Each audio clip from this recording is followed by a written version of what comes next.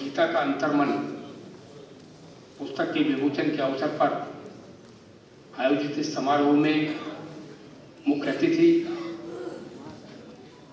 केरल के माननीय राज्यपाल श्री आरिफ मोहम्मद खान जी,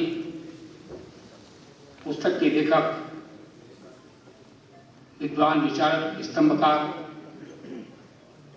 वरिष्ठ राजनीतिज्ञ श्री नारायण दीक्षित जी, सभा की अध्यक्षता कर रहे प्रोफेसर ओम प्रकाश पांडे जी, संजय राय जी, और जो किसी परिचय के मोहताज नहीं है, मेरे बहुत पुराने सहयोगी मित्र जगदीश गांधी जी, नित्यानंद तिवारी जी और सभागार में उपस्थित बहनों और भाइयों, समय सीमा के अंतर्गत एक बहुत ही कठिन विषय को लेमैन लैंग्वेज में आपके सामने रखने की कोशिश कर रहा हूं। गीता एक प्रबंध है। वस्तुतः जीवन में हर कार्य में सबसे मुख्य चीज प्रबंधन ही होती है, और गीता हर प्रकार का प्रबंधन है, चाहे वो परिवार का हो, चाहे वह समाज का हो, चाहे वह राष्ट्र का हो, चाहे वह अध्यात्म का हो, किसी भी प्रकार का हो। लेकिन मैं एक ट्रेड यूनियन कार्यकर्ता हूं, और माननीय आरिफ मोहम्मद खान जी से मेरी तभी की मुलाकात है, वह भारत के बिजली मंत्री थे 1984। तब अक्सर कई बार मैं उनसे मिलने के लिए जाया करता था। तो एक ट्रेड यूनियन कार्यकर्ता होने के नाते गीता के कुछ श्लोकों को ही केवल मैं आपके सामने रखूंगा। मैं गीता के एक एक श्लोक प्रबंधन की दृष्टि से देखूंगा, लेकिन केवल कुछ श्लोकों को आपके सामने मैं रखूंगा। सबसे पहले श्लोक से ही शुरुआत करते हैं। धर्म क्षेत्रे कुरुक्षेत्रे समवेता युत्सवा मामका पांडवाश्चैव किम कुर्वत संजय। धर्म क्षेत्र है कौन सा? कुरुक्षेत्र, जो युद्ध का क्षेत्र है, वह धर्म क्षेत्र है। और धृतराष्ट्र संजय से पूछ रहा है, संजय को वह दिव्य दृष्टि मिली हुई है कि वह देख सकता है कि कुरुक्षेत्र में, धर्म क्षेत्र में क्या हो रहा है। धृतराष्ट्र पूछ रहा है, मामका पांडवाश्चैव, वह राजा है, वह पांडु का प्रतिनिधि है, राजा का भी प्रतिनिधि है, पूरा राजा भी नहीं है, लेकिन पार्शियलिटी है उसके अंदर। यह मैनेजमेंट का पहला पार्ट है जो गीता के पहले श्लोक से आता है कि अनबायस्ड होना चाहिए, पार्शियलिटी नहीं होनी चाहिए। वह पूछ रहा है, मामका पांडवाश्चैव, मेरे और पांडु के पुत्र क्या करते हैं? उसके लिए तो सभी एक है, और पांडु के पुत्र भी तो उसके परिवार के हैं। लेकिन जो राजा है, जिसको आज की तारीख में हम लोग मैनेजर कहते हैं, जो कॉर्पोरेट मैनेजर है, यह श्लोक हमें प्रबंधन का यह ज्ञान देता है कि कोई पार्शियलिटी नहीं होनी चाहिए, अनबायस्ड होना चाहिए मैनेजमेंट। किन किन बातों के प्रति अनबायस्ड होना चाहिए? टुवर्ड्स ऑल स्टेक होल्डर्स, चाहे वह बोर्ड ऑफ डायरेक्टर हो, चाहे वह मैनेजमेंट हो, चाहे वह कंज्यूमर हो, चाहे वह एम्प्लॉई हो, चाहे वह बाजार हो, सबके प्रति अनबायस्ड होके तब उसको विचार करना चाहिए, बायसी नहीं होनी चाहिए। पहला श्लोक बहुत सूक्ष्म में मैं अपनी बात रख रहा हूं, इसलिए बहुत विस्तार में नहीं जाऊंगा किसी श्लोक के। मामका पांडवाश्चैव, यह विचार मैनेजमेंट के मन में कभी नहीं आना चाहिए। मेरा कोई नहीं है, सब कॉर्पोरेट के हैं, सब हमारी कंपनी के हैं, एक जैसे हैं। और यहां तक कि जो कंज्यूमर है, जो उपभोक्ता है, उसी के बदौलत तो कंपनी चल रही है, वह भी कंपनी का ही है। तो कोई पार्शियलिटी नहीं, अनबायस्ड एटीट्यूड इसको कहते हैं। और कार्य क्षेत्र जो हमारा है वही धर्म क्षेत्र है, वहीं पर विवाद भी होते हैं, वही कुरुक्षेत्र भी है।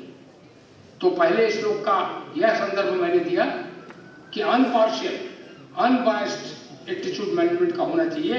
गीता के पहले श्लोक में ही यह बात आपको सिखाई गई। फिर वह जब अर्जुन युद्ध के मैदान में आता है तो वह कृष्ण से कहता है, सेनयोर उभयोर मध्य, दोनों सेनाओं के बीच में हमें ले चलो। सेनयोर उभयोर मध्य रथम स्थापय अच्युत, हे अच्युत, दोनों सेनाओं के बीच में मेरे रथ को ले जाकर खड़ा कर दो। मैं देखना चाहता हूं योद्धा कैसे। अब इसमें मैनेजमेंट का क्या पार्ट है? जो टास्क हमारे पास है, जो प्रोजेक्ट हमें दिया गया है, उस प्रोजेक्ट के बीच में घुस के काम करने के पहले, in the midst of the situation जिसको कहते हैं, उसमें आके हमें देखना चाहिए क्या क्या चीज देखना चाहिए। क्या इन्वायरमेंट है, कैसे कर्मचारी है काम करने वाले, क्या उन कर्मचारियों की योग्यता है, learning out and finding out the task before hand. देखता क्या है वह वहां जाके, वह देखता वहां भीष्म है पितामह, वहां गुरु है द्रोणाचार्य, और उनको देखते हुए उसकी अनविलिंग स्टेट ऑफ माइंड आ जाती है। वह कहता नहीं हम लड़ने वाले हैं। तो यह प्रबंधन का पाठ यह सिखाता है यह श्लोक कि बीच में हम जाएं और अनविलिंग स्टेट से हमें निकलना चाहिए, क्योंकि तब कृष्ण उसको कहते हैं अर्जुन को कि यहां कोई पितामह नहीं है, यहां पर कोई गुरु नहीं है, यह धर्म की और अधर्म की लड़ाई है, और धर्म की स्थापना के लिए तुम लड़ने के लिए आए। यह टास्क है तुम्हारे सामने and you have to fulfil the task. यह प्रोजेक्ट है, इस प्रोजेक्ट को तुम्हें पूरा करना है, इसलिए भ्रमित ना हो। सेनियोर उभयोर मध्य, बिल्कुल बीच में आके कार्य क्षेत्र में चारों ओर एनवायरमेंट देखना चाहिए, समझना चाहिए, उसका जायजा लेना चाहिए, तब प्रबंधन को आगे उस हिसाब से working on the lines of dharma is the ultimate benefit of all stakeholders. जब तक पूरी जानकारी नहीं हासिल कर लेंगे तब तक सभी स्टेक होल्डर, मैंने कहा स्टेक होल्डर में कर्मचारी भी है, उपभोक्ता भी, प्रबंधन भी, सरकार भी, इन्वेस्टर भी, सब है। तो उनका सबका हित देखने के लिए पूरी जानकारी हमें रखनी चाहिए। अनविलिंग स्टेट ऑफ माइंड से निकलना, यह दूसरा श्लोक बताता है। फिर एक श्लोक है, न कांक्षे विजयम कृष्ण न च राज्यम न सुखानि च। यह पर्टर्ब्ड हो गया। Do not run away from the situation. उससे भागने की कोशिश कर रहा, कह रहा हमें ये सब कुछ नहीं चाहिए, हमें ये पोस्ट नहीं चाहिए, हमें इतनी सैलरी नहीं चाहिए। घबरा गया काम के लोगों को देखकर। तो गीता का यह श्लोक सिखाता, हमें कहता है कि do not perturb from the situation. जो भी परिस्थितियां हैं उन परिस्थितियों से पर्टर्ब होने की जरूरत नहीं, घबराने की जरूरत नहीं। उन्हीं परिस्थितियों में हमें सारी बातों को समझ के तब आगे बढ़ना चाहिए। अब वह कार्यक्षेत्र में आ गए। कार्यक्षेत्र में आने के बाद एक श्लोक कहता है कि जहां पर भी आप काम कर रहे हैं मैनेजमेंट में, तो आप सबका प्लेजर नहीं ले सकते। बहुत लोगों का डिस्प्लेजर होगा, बहुत लोग आपसे नाराज होंगे आपके काम से, बहुत लोग असंतुष्ट होंगे, कुछ खुश भी होंगे। कुतस्त्वा कस्मल इदम इसमें समुपस्थितम। कैसी विपरीत परिस्थितियां उत्पन्न हो गई। अर्जुन कह रहा कार्य क्षेत्र में साथियों का डिस्प्लेजर लेना पड़ेगा, तब भी कार्य को कृष्ण कह रहे हैं बीच में छोड़ना नहीं। एक बार आ गए कार्य में सारी परिस्थितियों को समझते हुए, तो कार्य को छोड़ना नहीं है। क्यों नहीं छोड़ना है? You have to safeguard the interest of the all the stakeholders. क्योंकि तुम अपने लिए ये नहीं कर रहे। बार बार यही कृष्ण समझाने की कोशिश करते हैं, अपने लिए नहीं कर रहे, सभी स्टेक होल्डर्स के लिए, धर्म की स्थापना के लिए। धर्म किसको कहते हैं? धर्मित धारित, दो धारण करने की योग्य है। अगर आप पावर सेक्टर में काम कर रहे हैं तो ऑप्टिमम यूटिलाइजेशन होना चाहिए कोयले का, तेल का, मैक्सिमम उत्पादन होना चाहिए बिजली का। यही तो धर्म है, जिससे सभी स्टेक होल्डर्स को लाभ हो, उसमें किसी प्रकार की कोई दिक्कत ना हो। फिर लालच नहीं आनी चाहिए। सुख दुखे समेकत्वा लाभा लाभौ जया जय ततो युद्धाय युज्यश्च नैवं पापम वापसि। सुख दुखे समेकत्वा, अप्स एंड डाउन्स आते हैं मैनेजमेंट में, कार्य क्षेत्र में। तो कृष्ण कह रहे हैं कि चाहे कभी प्रशंसा मिल रही है तो, कभी आलोचना मिल रही है तो, कभी कंपनी मुनाफे में गई तो, कभी कंपनी लॉस में गई तो, कभी जय जयकार हो रही है बहुत अच्छा काम कर दिया है तब, कभी बुराई हो रही है डुबो दिया कंपनी को तब, इन तमाम परिस्थितियों में शाबाशी मिलेगी, डांट भी मिलेगी, चार्जशीट भी मिलेगी, एक्सीलेंट रिपोर्ट भी मिलेगी, बैड रिपोर्ट भी मिलेगी, एडवर्स रिपोर्ट भी मिलेगी, वार्निंग भी मिलेगी। लेकिन कृष्ण कहते हैं प्रबंधन का क्या गुरु है, सबको समान भावना से देखिए। सुख दुखे सभी कृत्वा लाभा लाभो जया जी, यह प्रबंधन का पाठ पढ़ाता है। और प्रबंधन का सबसे बड़ा पाठ तो सबको याद है, कर्मण्येव अधिकारस्ते मां फलेषु कदाचन। बड़ी विचित्र सी बात है कि हम काम करें और फल की इच्छा ना करें। सीधे सीधे शब्दों में इसका यह अर्थ नहीं। प्रबंधन का अर्थ है वो ये कहता है concentrate and focus on the result, on the work only,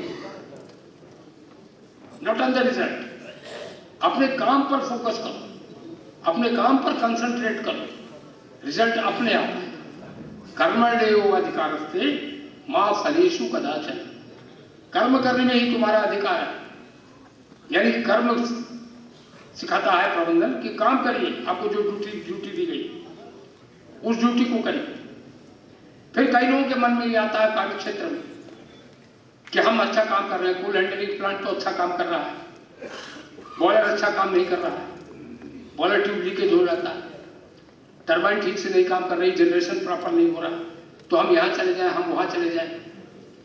Gita का एक श्लोक कहता है श्रेयान स्वधर्मो विगुणः पर धर्मो अनुष्ठितः, स्वधर्मे मरणम श्रेय पर धर्मो भयावह। वह कहता जो अपना कार्य है वही करो, उसी पर कंसंट्रेट करो। स्वधर्मे मरणम श्रेय, अपना धर्म। अगर हम कोल हैंडलिंग प्लांट में काम कर रहे हैं तो उसी में हम सबसे अच्छा करके दिखाएं। अगर हम वाटर ट्रीटमेंट प्लांट में काम कर रहे हैं तो उसी में हम सबसे अच्छा करके दिखाएं। स्वधर्मे मरणम श्रेय, फोकस ऑन द ऑब्जेक्टिव, अपने कार्य पर फोकस करिए। फिर जो आज सबसे बड़ी चीज आती है, भ्रष्टाचार की चीज जो लालच से उत्पन्न होती, उसके लिए प्रबंधन का बहुत बड़ा सूत्र गीता में बताया गया है। त्रिविधम नरकस्येदम द्वारम नाशनमात्मनः, ये 3 नरक के द्वार हैं, यह कहा है। भूल के भी किसी को इसमें नहीं पढ़ना चाहिए। त्रिविधम नरकस्येदम द्वारम नाशनमात्मनः कामः क्रोधः तथा लोभः तस्मात् एतत् त्रयम् त्यजेत्। करा इसको भूल जाइए, अपना काम करिए। ग्रीडी में मत पड़िए, लालच में मत पड़िए, ओवर इनवॉइसिंग मत करिए, घूसखोरी मत करिए, केवल अपने काम में रखिए। और गीता में इसका परिणाम भी बताया गया, बड़े साइक्लिक ऑर्डर में बताया गया। वह कहते हैं ध्यायेत विषयान पुंसः संगस्ते सुपजायते। विषयों का ध्यान करने से उनके साथ संग उत्पन्न होता है। संग का मतलब लालच। ध्यायेत विषयान पुंसः संगस्ते सुपजायते संगात जायतो कामः, उसके बाद इच्छा प्रकट होती है। कामात क्रोधा भी जायते, और जब वो इच्छा पूरी नहीं होती तो क्रोध उत्पन्न हो जाता है। ध्यायेत विषयान पुंसः संगस्ते सुपजायते संगात जायतो कामः, कामः क्रोधात् कामात क्रोधा भी जायते क्रोधात् भवति सम्मोह। क्रोध की स्थिति में आदमी सम्मोहित हो जाता है। सम्मोहात् स्मृति विभ्रम, एक बार सम्मोहन में आ गया तो उसकी स्मृति विभ्रम हो जाती है। स्मृति भ्रंशात् बुद्धि नाशो, स्मृति का भ्रम हो गया तो बुद्धि नष्ट हो जाती है। बुद्धि नाशात् प्रणश्यति, और बुद्धि नष्ट हो गई तो प्राणों की हानि होती है। काम क्रोध लोभ यह कितने खतरनाक है। प्रबंधन का इतना बड़ा पाठ मैं समझता हूँ दुनिया के किसी ग्रंथ में नहीं बताया गया होगा जो गीता में बताया गया है। इसके फिर मैं अपनी बात को समाप्त करूं तो आखिरी बात जो बड़ी महत्वपूर्ण होती है, मैनेजमेंट के हाथ में, जब के हाथ में मैनेजमेंट आता है तो अपनी हनक दिखाने के लिए कि हम आ गए, वह सबसे पहले पनिशमेंट शुरू करता है कि सोटा चलना शुरू हो गया। भगवान कृष्ण कहते हैं नहीं, प्रबंधन का इससे बड़ा पाठ उन्होंने कहीं नहीं बताया होगा। उन्होंने कहा परित्राणाय साधूनां विनाशाय च दुष्कृतां, यही साइकिल है। परित्राणाय साधूनां, यानी पहले अच्छा काम करने वालों को पुरस्कार दीजिए, उनका संरक्षण कीजिए, तब बुरा काम करने वालों को दंड दीजिए। दंड से शुरुआत मत करिए। मैनेजमेंट का सबसे बड़ा पाठ समझ रहे हो, परित्राणाय साधूनां, अच्छा काम जो कर रहे हैं पहले उनको पुरस्कार दीजिए, उनको पुरस्कृत करिए, पूरा काम करने वालों को बाद में दंड दीजिए। वही साइकिल है जिस ऑर्डर में ये बताया गया है, यही साइकिल का ऑर्डर है। और जब यह सब क्लियर हो जाता है तब अंत में क्या होता है, अर्जुनस्य प्रतिज्ञे द्वय न च दैन्यम न पलायन।